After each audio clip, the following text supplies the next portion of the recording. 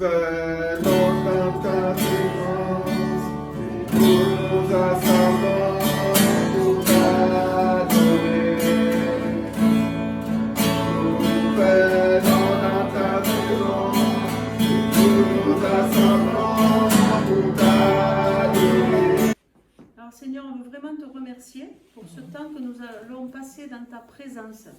Merci parce que tu te réjouis, ton cœur est réjoui de voir tes enfants rassemblés. Et nous voulons vraiment bénir tous ceux qui sont en chemin pour arriver jusqu'ici, pour rejoindre ce temps de communion. Et combien c'est important de pouvoir être en communion les uns avec les autres. Seigneur, tu nous apprends chaque jour davantage à te connaître. Et tu désires aussi, Seigneur, qu'on puisse se connaître les uns les autres, qu'on puisse partager des moments, alors bien sûr pendant qu'on te loue, mais aussi en dehors, Seigneur. On veut vraiment vivre la vie que tu désires qu'on vive, de communion fraternelle, Seigneur. Alors merci pour toutes ces choses qui sont tellement précieuses à ton cœur. Merci parce que par ton Saint-Esprit, tu vas nous diriger, tu vas nous faire comprendre et connaître des choses encore plus profondes de jour en jour, Seigneur, parce qu'on en a vraiment besoin dans ces temps qui sont ce qu'ils sont. On ne veut pas les aggraver, on ne veut pas les minimiser. Ils sont ce qu'ils sont, mais nous savons, Seigneur, que tu es au contrôle de toutes choses, que tu es présent dans nos vies et qu'avec toi, si on est collé à toi, si on est caché en toi, rien ne peut nous nuire. Et Seigneur, c'est ta promesse, c'est la vérité de ta parole qui fait que, voilà, on n'a rien à craindre et qu'on peut vraiment être heureux ce matin et se lâcher, comme on dit, dans ta présence. On peut lâcher prise de tout ce qui encombre nos cœurs, des fardeaux, des soucis, des maladies, tout ce qui alourdit nos cœurs. On veut vraiment déposer tout ça au trône de ta grâce, Seigneur. Au trône de ta grâce, on veut vraiment te remercier pour ta présence. Merci, Seigneur, pour tous nos bien-aimés qui sont ici, Seigneur, pour ceux qui sont en chemin, pour tous ceux qui n'ont pas pu se joindre à nous pour différentes raisons. Nous les bénissons, Seigneur, là où ils sont.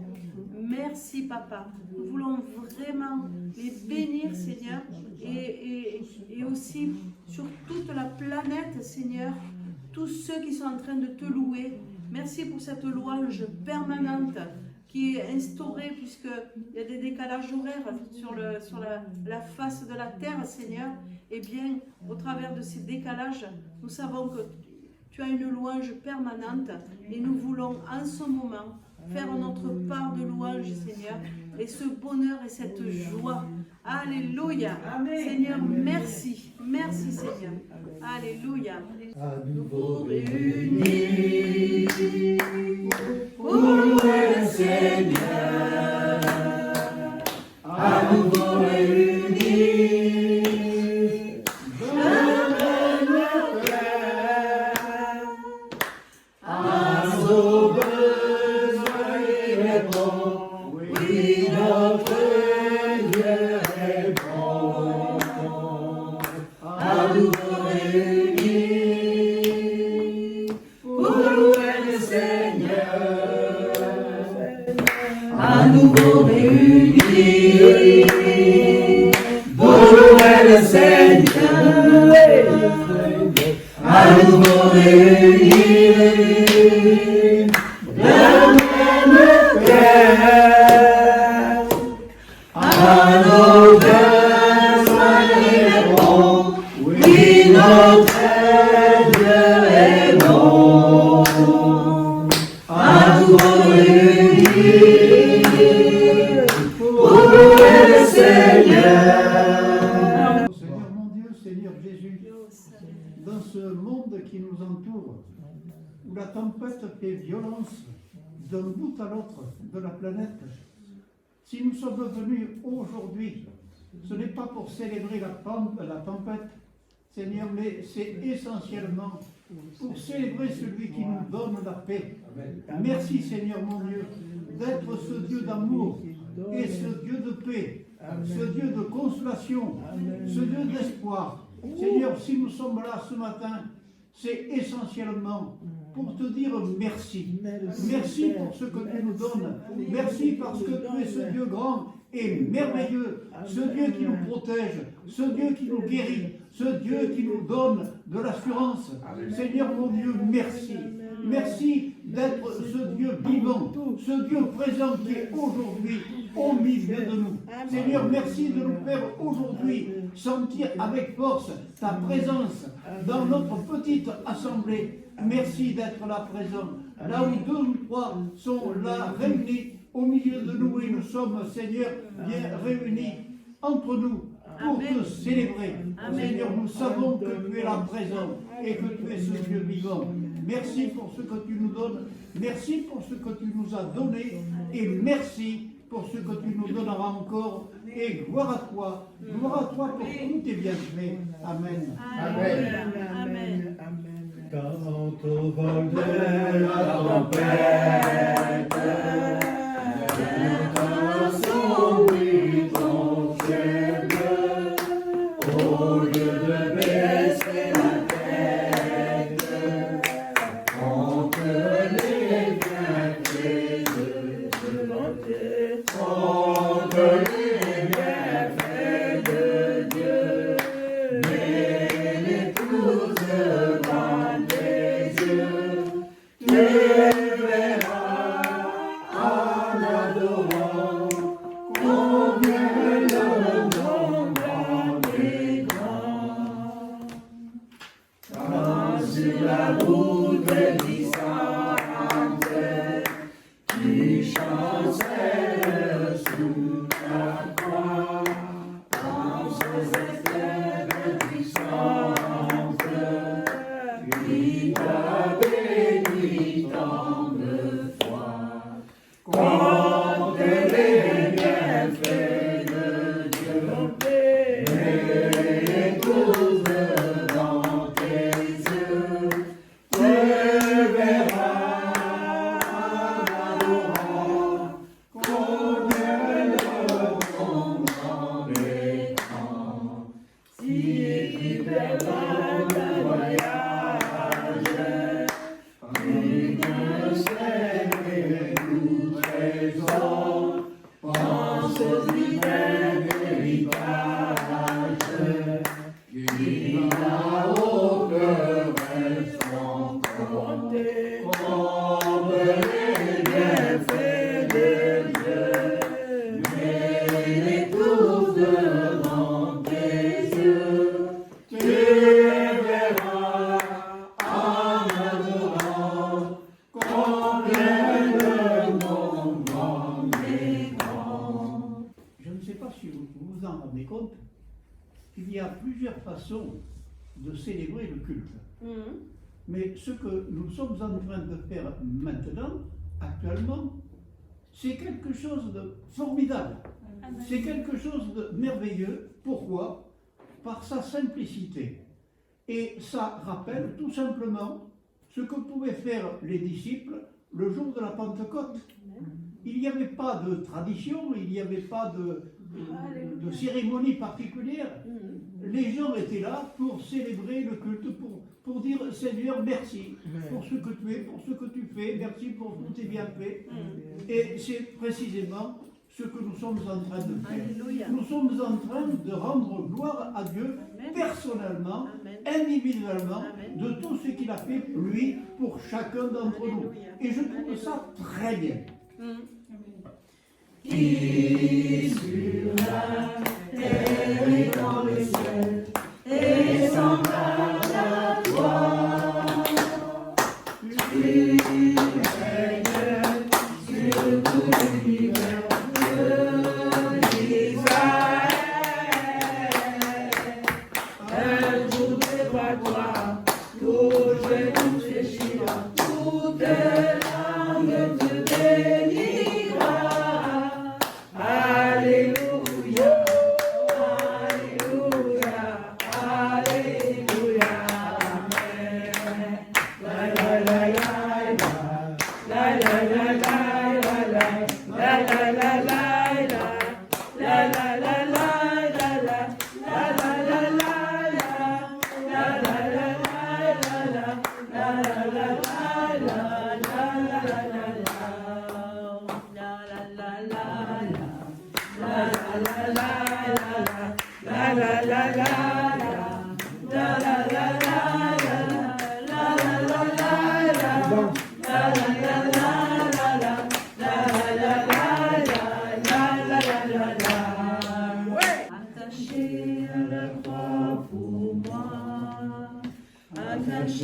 à la croix pour moi.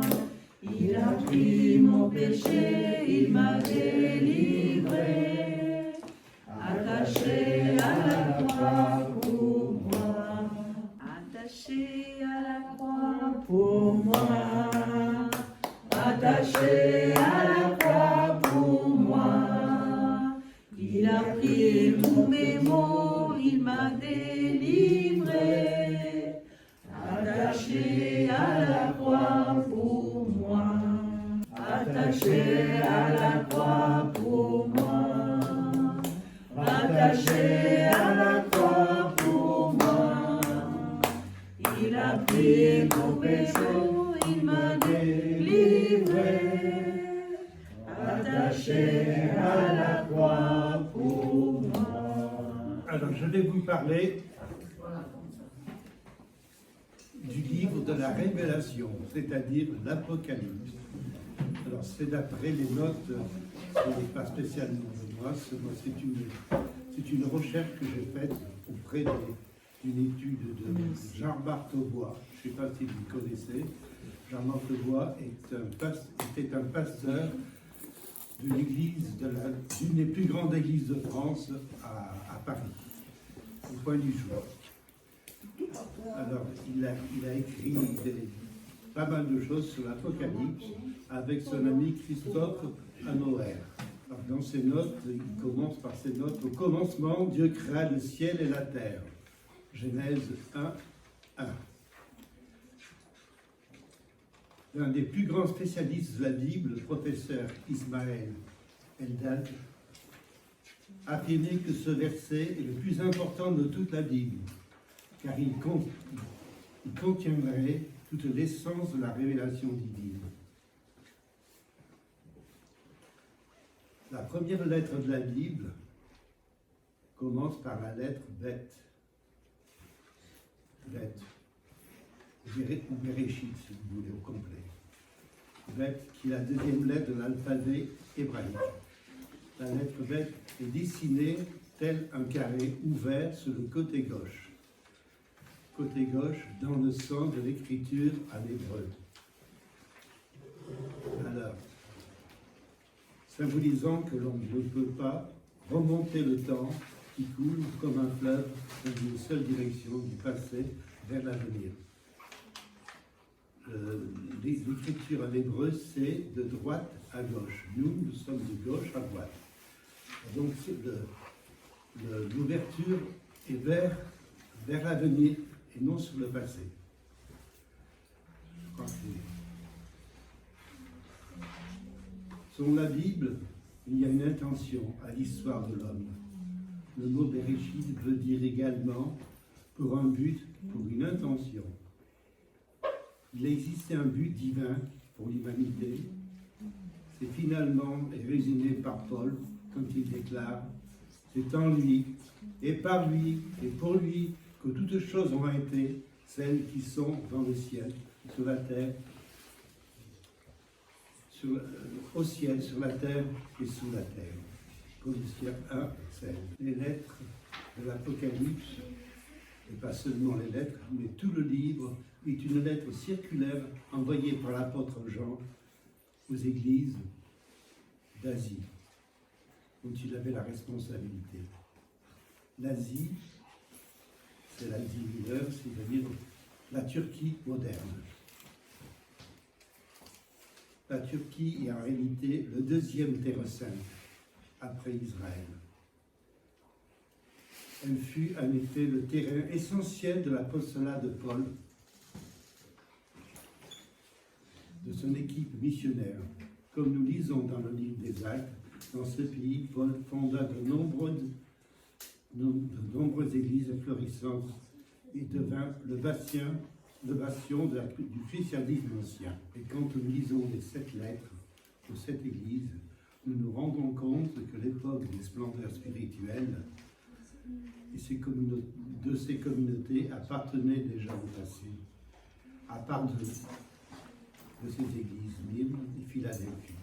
Toutes les autres font l'objet de reproches de la part du Seigneur. Nous allons le voir en lisant ce passage. Voici ce que dit dans l'Église, dans les écrits de l'ange à l'Église d'Éphèse. Voici ce que dit celui qui tient les 7 étoiles dans sa main, celui qui marche au milieu des 7 chandeliers d'or. Je connais tes œuvres, ton travail, ta persévérance.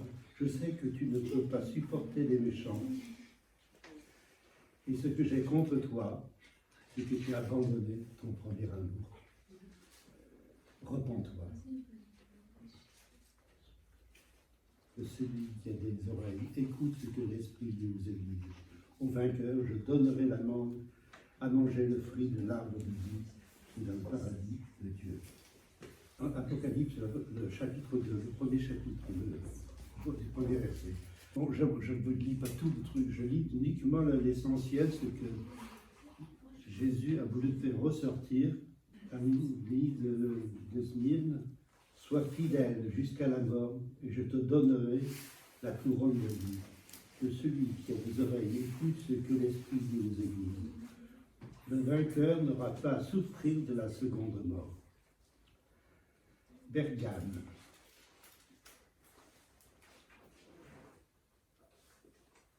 Oui, j'ai certaines choses contre toi. Tu as des gens attachés à la doctrine de Balaam, qui enseignaient à Balak à tendre des pièges aux Israélites pour qu'ils mangent de la viande sacrifiée aux idoles et se livrent à l'immoralité sexuelle. Repens-toi donc, sinon je viendrai bientôt à toi et je les convoiterai avec l'épée de ma bouche. Que celui qui a des oreilles écoute ce que l'Esprit dit aux églises. Au vainqueur, je donnerai à manger de la manne cachée et je lui donnerai un caillou blanc. Je connais tes œuvres, ton amour, ta foi, ton service et ta persévérance. Je sais que les dernières œuvres sont plus nombreuses que les premières. Et ce que j'ai contre toi, c'est que tu te laisses faire Jézabel, cette femme qui prétend être prophétesse. Elle enseigne et égare les serviteurs pour qu'ils se livrent à l'immoralité sexuelle. Ils mangent des viandes sacrifiées aux idoles. À celui qui est fidèle, je lui donnerai le pouvoir. Je lui donnerai l'étoile du matin, que celui qui a des oreilles écoute ce que l'Esprit nous aiguille. Écrit à l'église de Sardes. Je connais tes œuvres, je sais que tu passes pour être un vivant, mais tu es mort. Sois vigilant et affermis le reste qui est sur le point de mourir. Car je n'ai pas trouvé tes œuvres parfaites devant mon Dieu. Rappelle-toi donc comment tu as accepté et entendu la parole. Garde-la et repens-toi. Écrit à l'église de Philadelphie, à l'ange de l'église de Philadelphie. Voici ce que dit le Saint, le véritable, celui qui a les clés de David, celui qui ouvre et personne ne pourra fermer, celui qui ferme et personne ne pourra ouvrir. Je connais tes œuvres, voici, j'ai mis devant toi une porte ouverte que personne ne peut refermer. Parce que tu as peu de puissance et que tu as gardé ma parole sans renier mon nom. Je donne des membres de la synagogue de Satan qui se prétendent juifs, s'enlèvent et qui mangent et qui mentent. Je les ferai venir se prosterner à tes pieds et connaître et reconnaître que j'ai aimé, que je t'ai aimé, parce que tu as gardé mon ordre en persévérant. Je te garderai aussi à l'heure de la tentation qui va venir dans le monde pour mettre à l'épreuve les habitants de la terre. Je viens bientôt. Tiens fermement ce que tu as, afin que personne ne prenne ta couronne. Du vainqueur, je ferai un pilier dans le temple de mon Dieu.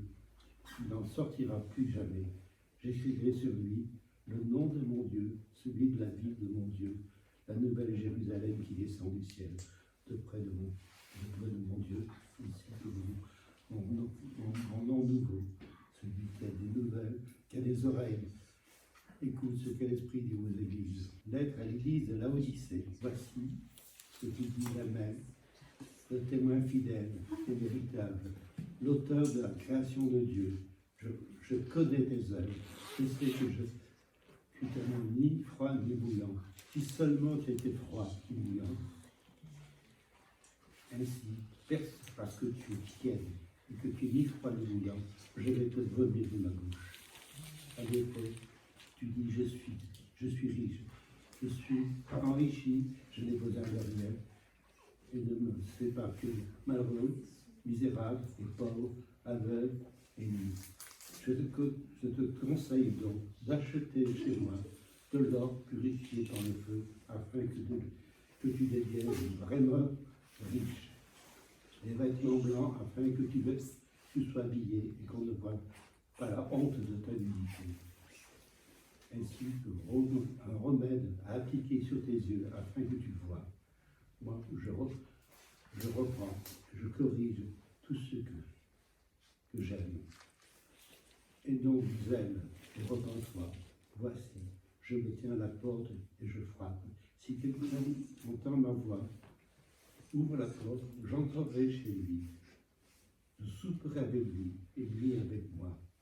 Le vainqueur, je le ferai asseoir avec moi sous le trône de Dieu. J'ai vaincu et je suis moi aussi avec le Père. Que celui qui a des oreilles écoute ce que l'Esprit de Dieu aux églises. Alors on voit tous les reproches que l'apôtre Jean fait à l'Église, aux églises. Alors, les lettres de l'Apocalypse, ce n'est pas seulement les lettres, mais tout le livre est une lettre circulaire envoyée par l'apôtre Jean aux 7 églises d'Asie, dont il avait la responsabilité. Et cette église était bien sûr des communautés bien précises avec leurs joies et leurs peines, leurs difficultés et leurs problèmes, auxquels l'apôtre fait allusion.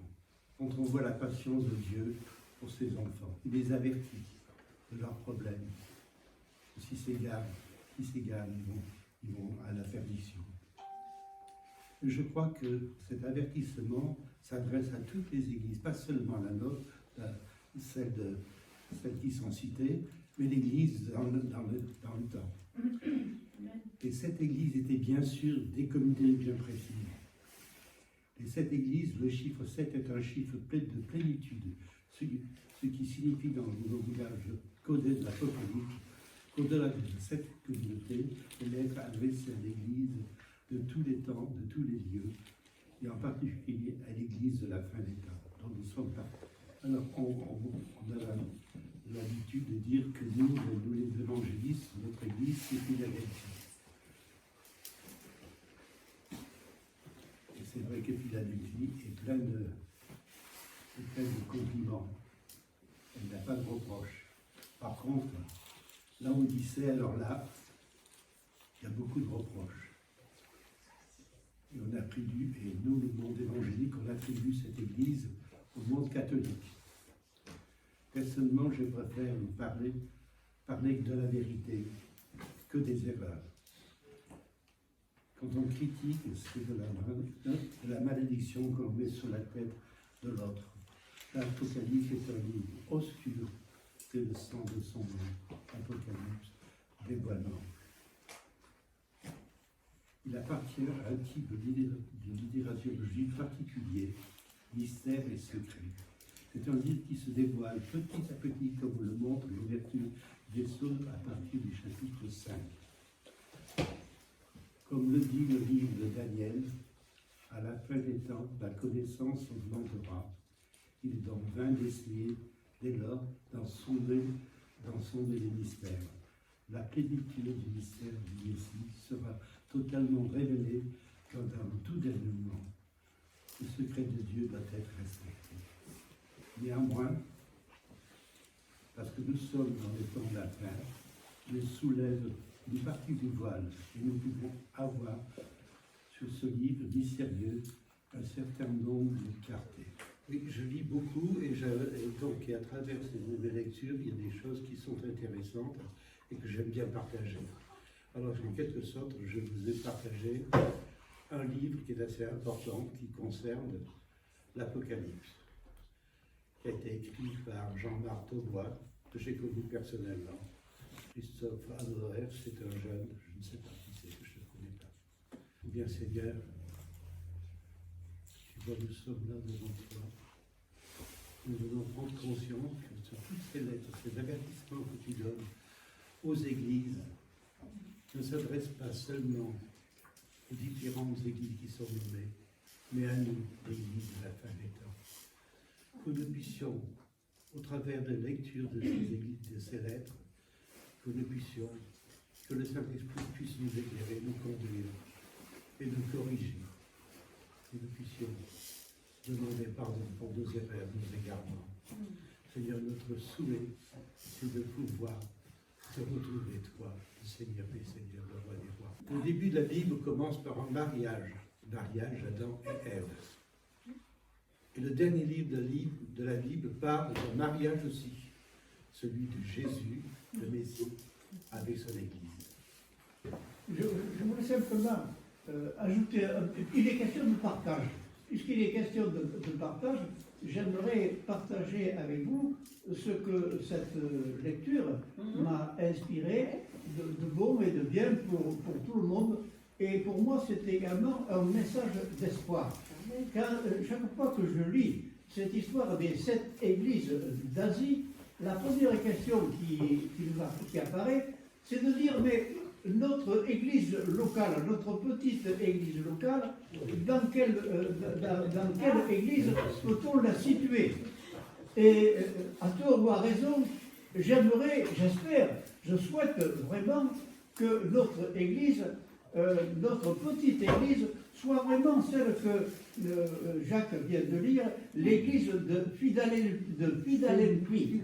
Cette église de Philadelphie, elle pose pour moi un message d'espoir. Il est question de temple. Il est question de temple. Et avant de rentrer dans l'église ce matin, je pensais au temple. Quand j'étais tout petit, on avait l'habitude de dire, voilà, on ne va pas à l'église, mais on va au temple. Et là, justement, il est question de temple. Celui qui vaincra, je ferai de lui une colonne dans le temple de mon Dieu. J'aimerais vraiment que nous tous qui sommes ici, nous puissions devenir une colonne dans le temple de Dieu. Pour moi, c'est important. Il n'en sortira plus. J'écrirai sur lui le nom de mon Dieu et le nom de la ville de mon Dieu et de la nouvelle Jérusalem qui descend du ciel.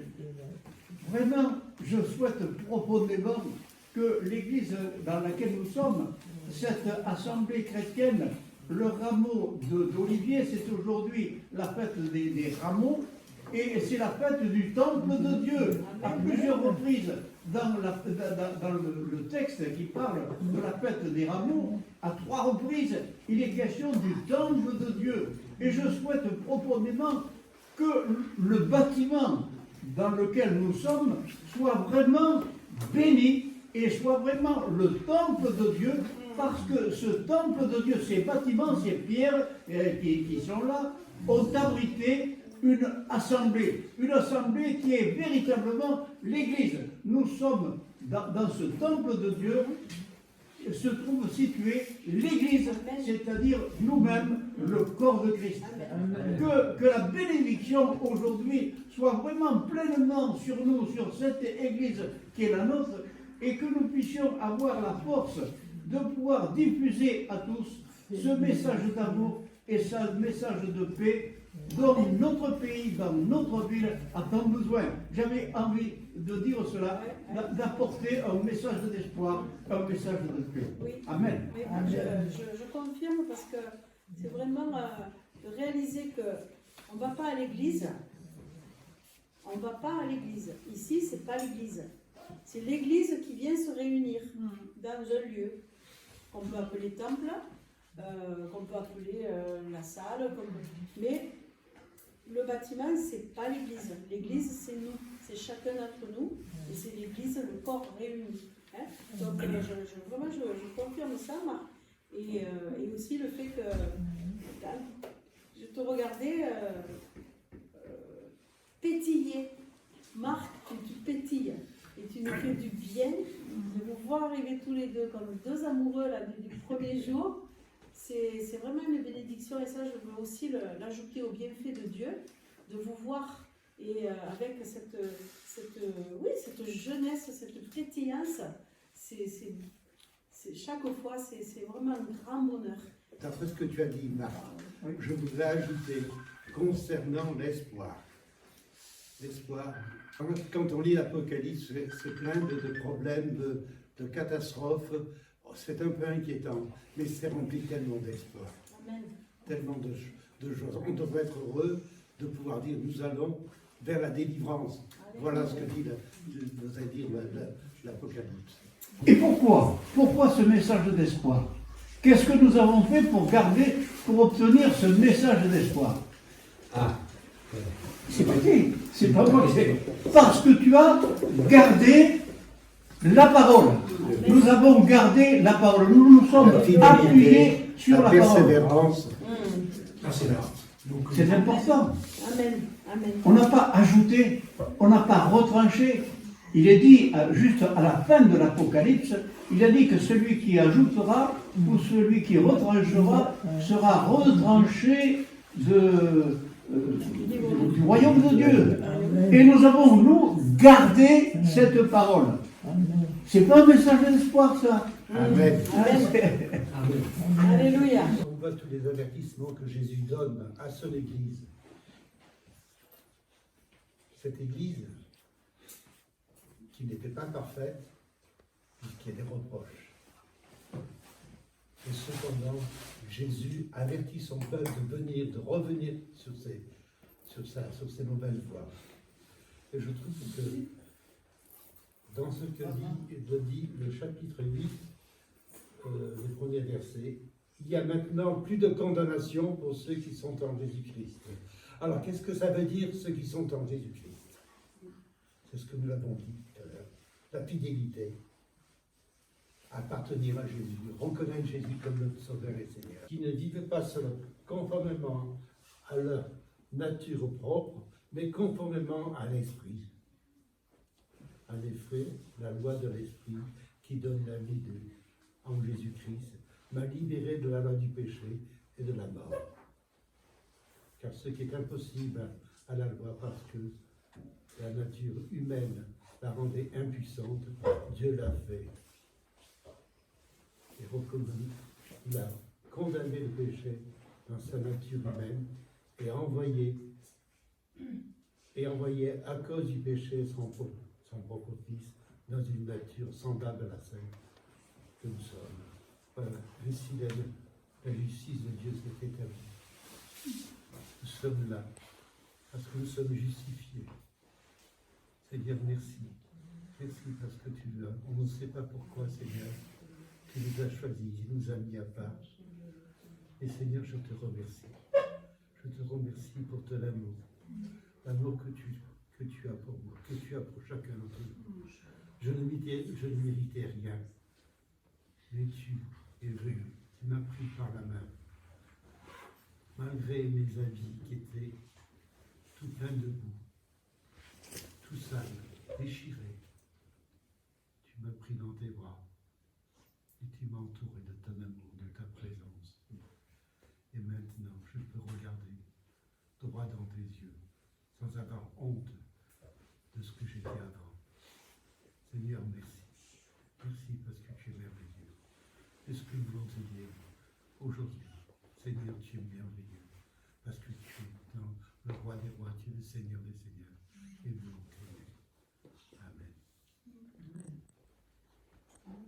Amen. Amen.